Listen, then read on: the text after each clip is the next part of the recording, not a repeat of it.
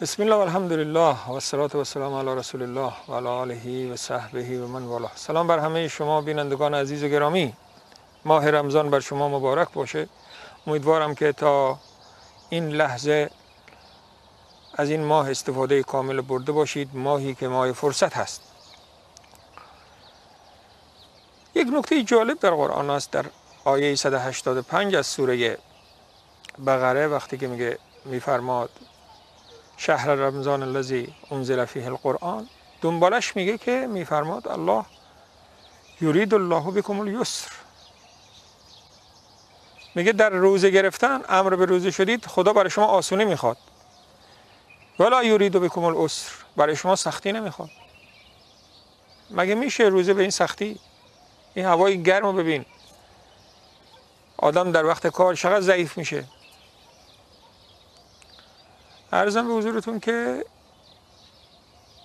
جالبه که آخر آیه میگه لعلکم تشکرون، که شما به خاطر اینکه روزه رو برای شما واجب کردم باید که متشکر باشید. یعنی ما باید از الله متشکر باشیم طبق فرموده الله جل جلاله در آیه 185 از سوره بقره. هم برای ما آسون گفت، براتون آسونی خواستم، هم برای شما باید که به خاطر این قانون من تشکر کنید از من. این قانونی است که الله برای همه گذاشته. ببینید، شما بچه شما در خواب نازه، ولی شما صبح بیدارش میکنید که برو مدرسه. درست میگم؟ چرا؟ برای اینکه میدونی که عاقبت این کار درسته. میتونه بخوابه ولیکن بزرگ شد ضرر میبینه. ممکنه بچه شما در بازی مثلا کامپیوتر خیلی خوشحاله، اما شما میگی ول کن این خوشحالی رو، برو درس بخون، که شاید ظاهرا سخت باشه. ولی میگیم پسر من برای تو آسونی میخوام، آینده رو ببین. یرید الله بکم الیسر معنیش همینه، آخرش خوبه. میشناسم آدمی رو، یک باری در تاکسی خارج از ایران بود، تاکسی هوا گرم و تاکسی هم چی نداشته، کولر نداره. راننده تاکسی میگفت که من یتیم بزرگ شدم، عموی من رو خیلی من خوب نگه داشت، اما میگه من درس نخوندم. 16 ساله که شدم عمو گفت پسر بیا اینجا، این خرج میکنم، یا درس بخون یا برای من بنویس که من نمیخوام درس بخونم، که فردا نگه عمو برای من پدری نکرد. میگه من نوشتم که عمو جان من نمیخوام درس بخونم. 2-3 سال میگه بازی کردم، آخر دیدم باید کار کنم و مجبور شدم که کار کنم.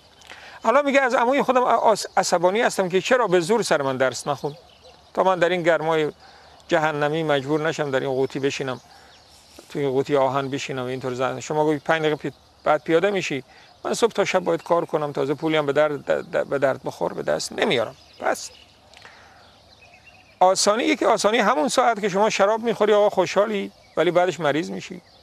یکی نه، شما کمی به خود سختی میدی و آخرش موفق میشی.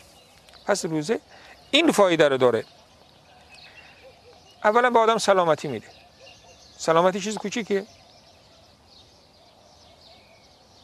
رسول الله همیشه دعا میکردن، این رو ابن عمر میگه کمتر بود از مجلسی بلند نشه و نگه اللهم متعنا به اسماعنا و ابصارنا و قوتنا ما احییتنا، یا الله به ما واجعله وارث منا، خدایا به ما بده،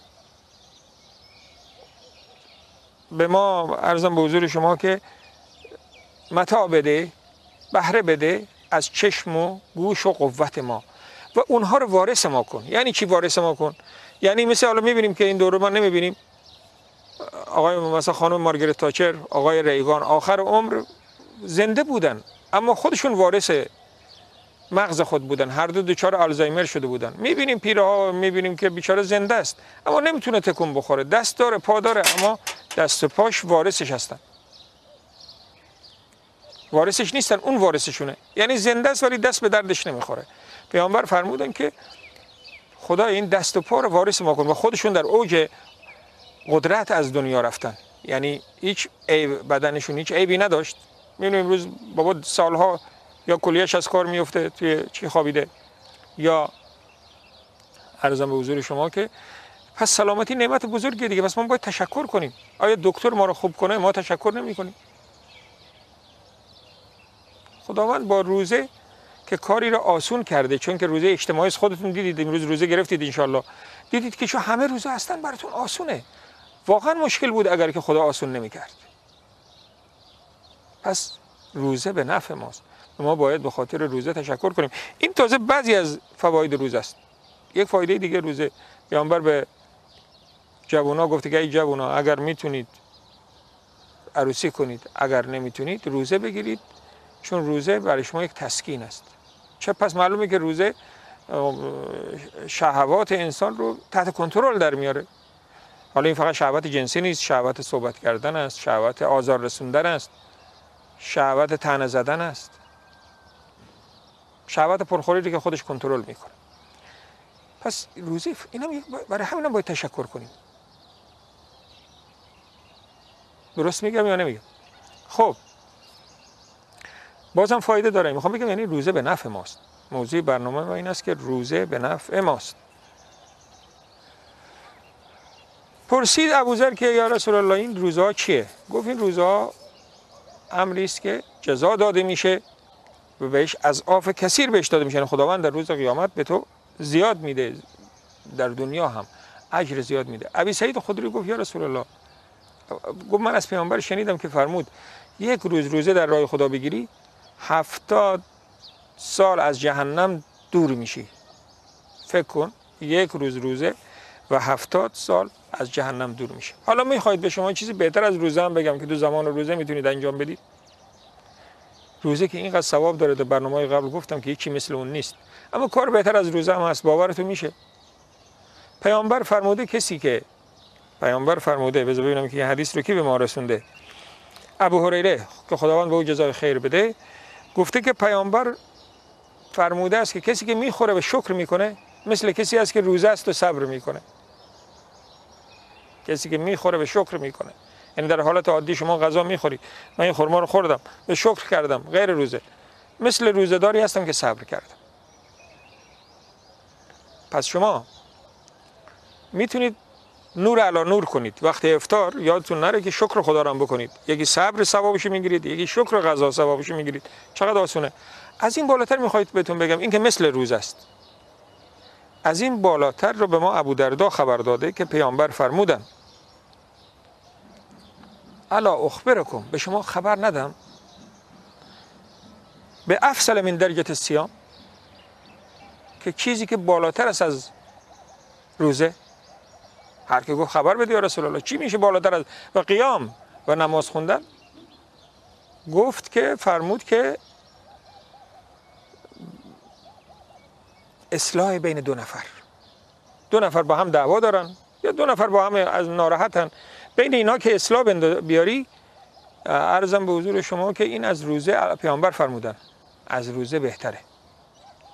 و برعکسش اگر بین دو نفر دشمنی بذاری بیاندازی، این مثل این است که گردنشون رو قطع کردی یا گردن خودت رو قطع کردی طبق حدیث. پس ببینید ما کارهایی داریم بالاتر از روزه. روزه پیامبر بالای یک کار دیگه به شما نشون ندم که از روزه هم بهتره، از روزه نفلی طبعا، ولی از روزه فرضی هم اگر قرار باشه انسان انتخاب کنه، هرچند که فرض رو باید انجام داد، واجب رو. یه روز پیامبر بالای منبر رفتن گفتن آمین آمین آمین. رسول گفتن یا رسول الله چرا آمین گفتی؟ گفت که جبرئیل آمد گفت که از رحمت خدا دور باشه کسی که از رحمت خدا دور باشه کسی که ماه رمضان اومده و به اصطلاح رحمت خدا رو نگرفته. ماه رمضان اومده و کاری نکرده که آمرزیده بشه وارد بهشت بشه. این میگه از رحمت خدا دور باشه. باز جبرئیل به حضرت محمد گفته بگو آمین، به ایشون هم گفته آمین. پس ماه رمضان دوستان ماهی هست که واقعا فرصتی است که باید از دست ندیم. فرصت باید از دست ندیم واقعا. یعنی میگه اینجا دیگه تو فایده نکنی دیگه کی فایده میکنی؟ جبرئیل داره اینو میگه. الله به ما توفیق بده. همیشه از خداوند همون دعایی رو بخواید که پیامبر ما خواسته. اللهم انا نسألك العافیه فی الدنیا و الاخره.